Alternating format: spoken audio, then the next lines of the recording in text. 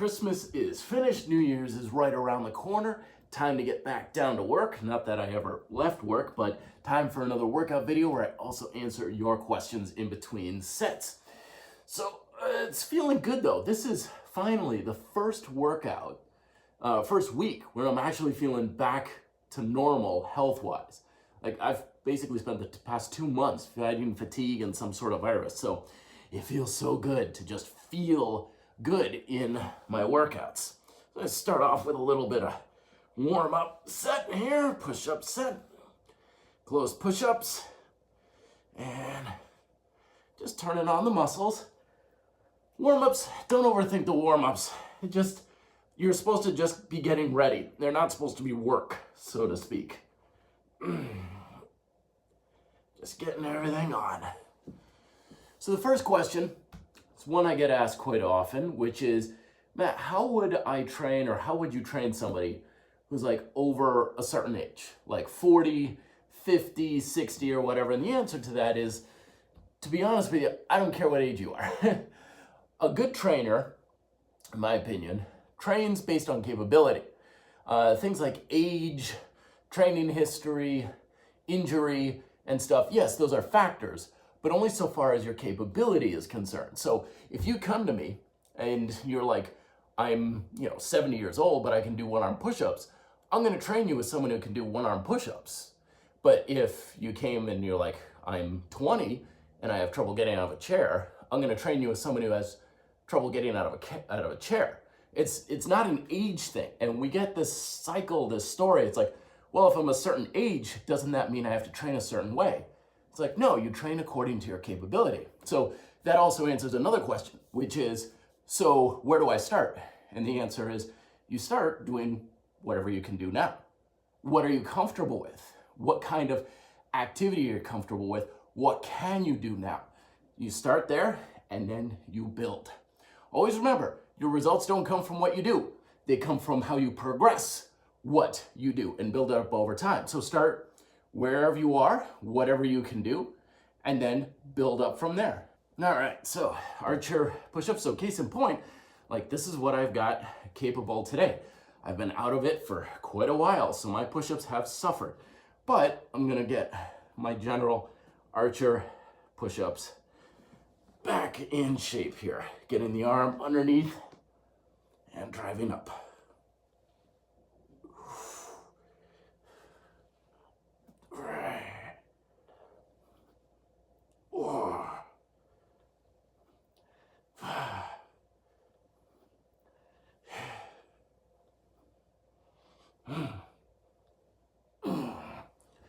And always remember, these are the grind style push-ups. So like my center line here, like I'm not doing them here. I'm not doing my one arm push-ups with my hand by my side. I'm trying to get my hand as close to my center line as possible. Does that make it way harder? Yes. Does that mean you're not going to be able to do as many reps or as, advanced a technique? Absolutely. And the way I see it, that's a good thing. I want to have to do as little reps and the easiest exercise possible, because the whole point I see in grind style calisthenics is make the muscles work hard. All the other factors I don't care about. I just want my muscles working hard. And if I want to run into one-arm push-ups or 100 reps, then I got to start doing things the easy way.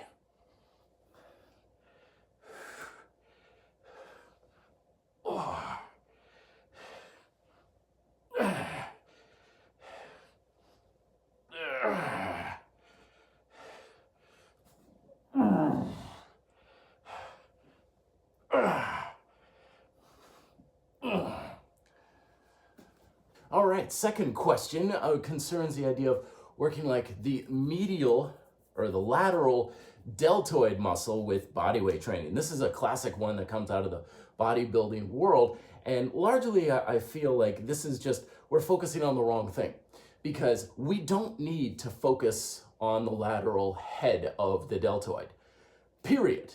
But for most of us, we don't need to worry about this sort of thing. Even if you're like, yeah, but I want to get broader, wider shoulders. Isn't that lateral head important? The answer is, of course it's important, but you don't need a specific exercise to focus on it. What you want to do is build up the entire shoulder as a whole. And basic compound movements, push-ups, handstand work, overhead presses are going to do that perfectly fine. I've never met a single individual who has underdeveloped lateral head of their deltoids, but the other two are perfectly well developed. I mean, can you imagine having like a trough in the middle of your shoulder? Never seen it. I don't think it's even possible. So don't worry too much about lateral head, what's the best exercise. Just focus, get the whole shoulder bigger, period. On to set number 2 here. I always set my tension here. Feeling a little bit on the dips there, all right. Yep, pull myself up.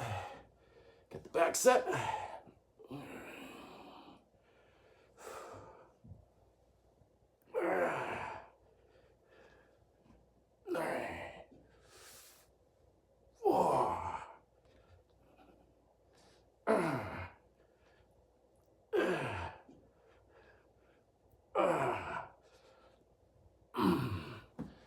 Little sloppy on the last one there, but I'm limiting myself to 8 reps for each one. I don't want to, because if I can like, well, I could have done 12. I'm like, no, you're making it too easy. I adjust. That's the thing with the archer push-ups. You can adjust your resistance on the fly. So I want to set the resistance so I can only do roughly about 8 reps with okay form.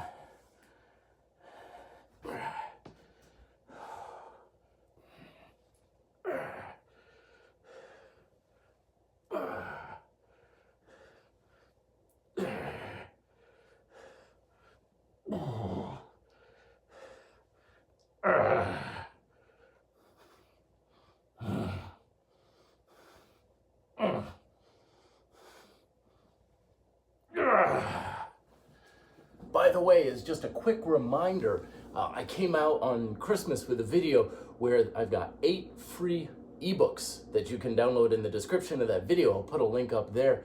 But if you haven't checked out that video or gotten those free ebooks, many of them haven't been available for a number of years. A couple of them I don't think have even released yet here on the RDP, but check out the video up there and download those ebooks. There's no opt-in or anything like that. It's just my little Christmas gift to you. All right, with that said, 3rd set, final round here. The first set's kind of getting in the groove. Second set is money set. This one's to just hammer it on home. So I start the same, oh, yep. my chest just cramped up a little bit on me there, just putting my hand down. So it's a good way to know you got that mind-muscle connection going is when your muscles start spasming on you and you're not even working out yet. All right, get that back turned on. Yep. Oh yeah, feeling much more solid.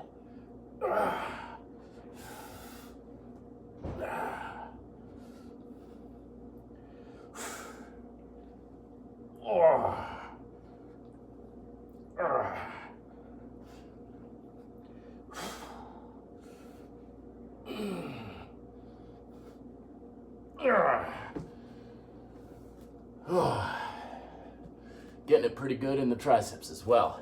That's the other thing, like, Matt, what do you do for your arm work? You're looking at it. Like, yeah, there's some stuff you can do for your triceps and biceps specifically, but again, when you've got the chain training going on, you've got tension flowing through your whole muscle group, it's not that I'm against that sort of thing, I just find it unnecessary. Like, why would I spend the time and energy when this is giving me the workout that I want? I don't need to do 20 million different exercises. I just have 1 or 2. It's sufficient.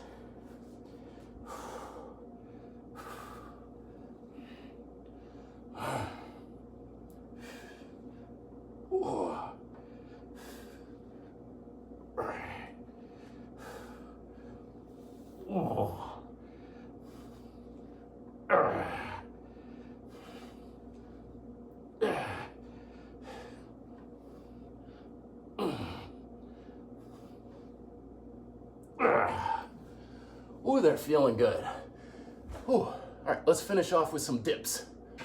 So one of the questions I get quite frequently is it better to do like your push-pull on separate days versus one after the other, like as a superset? And the answer is you can do that either way. You can basically that, I would say it just comes down to the preference. Like, do you want to do them on the same time? Because doing them at the same time, like push movement, pull movement, superset, or in the same workout, kind of gives you a nice overall whole body feel to it. But doing them separately, kind of like what I'm doing now, like today's my push day, and another day I'll do my pull day, gives you the benefit of really being able to focus all of your energy in one direction of movement, one major muscle chain. So I would say if you're having trouble with a particular movement, like you just can't get push-ups dialed in or something, dedicate that to a specific day where most of your energy is going towards that thing. But if you feel pretty well versed in both, supersetting them back and forth is probably the more efficient way to go. And that way you also make sure you have a balance between the two, where you know you're going for set, and you don't end up doing like twice as much push for half as many pulling movements. All right, goal today, 2 consecutive sets of 13. We'll go with the bar dips today instead of the strap dips. Feeling a little bit less strong in the shoulders right now. Yeah.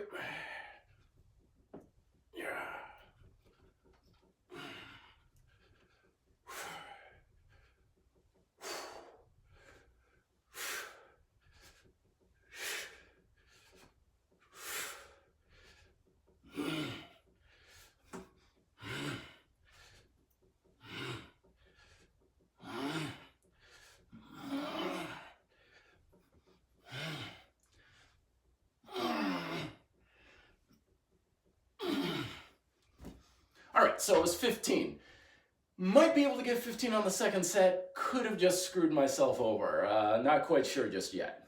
All right, and last question of the day is question concerning shoulder popping, particularly with like a pushing movement in one particular shoulder. What's going on? Well, the general consensus is that joints, they make noise. If you got popping, maybe even a little bit of grinding or something, in general, if there's no pain to speak of, it's probably okay. But my experience has been that things like popping, like I used to have it a lot in my left shoulder, is indication that something's a little bit out of alignment, and it can create problems later on. So it could be a number of things. So you may need to go to a therapist to really dial it in, but for the most part, it means the shoulder is a little bit elevated and protracted during some of your movements. Getting it depressed and retracted, tucked down and back, probably will take care of any sort of popping that you may feel. All right, final set, finishing set. Will I be able to get that 15? Who knows? Let's find out. Yep.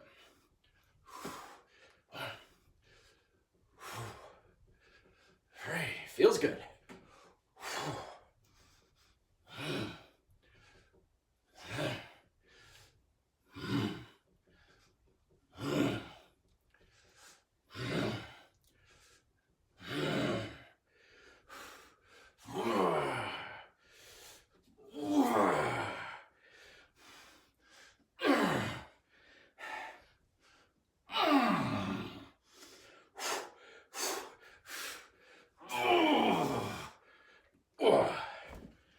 All right, not bad. Let me know your thoughts down below. Leave your questions down below for future videos if you want me to address them. And as always, if you're new here, I come out with these sorts of videos and quick tip videos every week, so consider subscribing so you don't miss an episode. Till then, be fit, live free.